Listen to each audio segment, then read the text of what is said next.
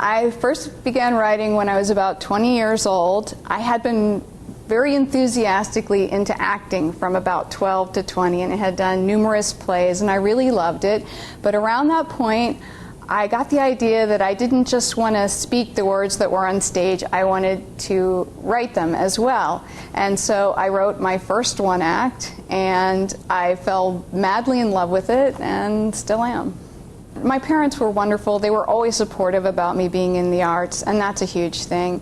My teachers were always very encouraging, but I think the one thing that all of them did was they always allowed me to believe that it was a possibility that I could be a writer as my profession. You know, it wasn't just a thing that other people did, but that I could do it too, and they encouraged me to follow that dream.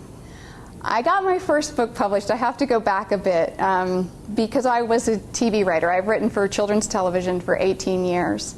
And I was working on a TV show called Generation O. And one of the creators was James Proymus, who is now a good friend of mine. And he kept saying, you should write books, you should write books. And I was like, yeah, whatever. But he was pretty persistent about it over the years, and finally I broke down and I gave it a try, and I loved it, and that first book was Gregor.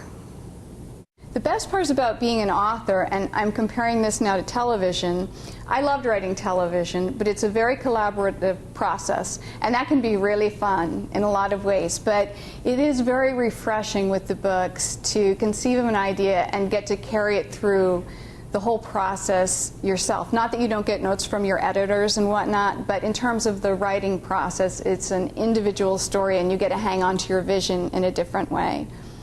And then I also really love getting to work at home in my pajamas. And the worst parts, you know, I'm really pretty new to books, and I don't think I've discovered the worst parts yet. But if you interview me in about 5 or 10 years, I'm going to have quite a list. I think the best thing to do if you want to be a writer when you're young is to read. Just read everything you can get your hands on. Expose yourself to different kinds of books and stories. What happens in the process of reading, particularly good material, is there's a sort of osmosis, and you begin to learn about how to structure a story, about how to develop a character, about what kind of stories are engaging to you, and you're learning it while you're enjoying reading. And so I think that's the single most important thing you can do when you're young, to become a writer. Sometimes you have to let go of a piece. I once had a screenplay I did that I rewrote 14 times, and it still didn't work. And finally I had to let it go. And sometimes, as much as you love a piece, you just have to put it in a drawer and close the drawer and move on to the next thing in your life. I think what I would say to a teacher, and I imagine many of them already have this instinct, is to let the children write about what personally excites them. Even if it's not really maybe the topic you would prefer they wrote about, because in that they're going to bring their own passion for a subject, the material, even if it's, you know, if it's video games or whatever, things that you're trying to steer them away from as you steer them to books, but still it's important to them. They have a lot to say about it. They feel a lot about it. Whatever the subject is, to let them write what excites them.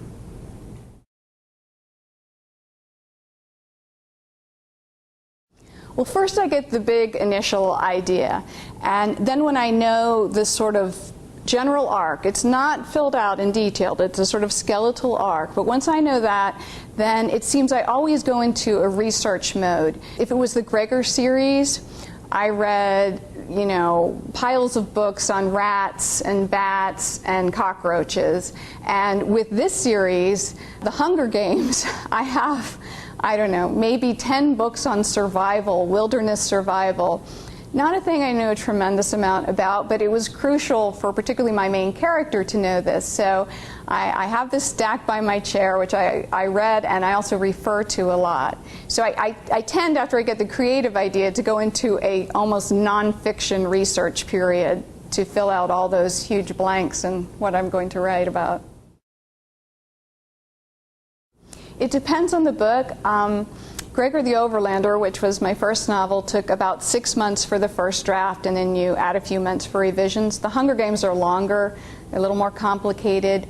They would say, I think, the first draft would take a minimum of about 10 months so far, and then again you have to account for the months of revision.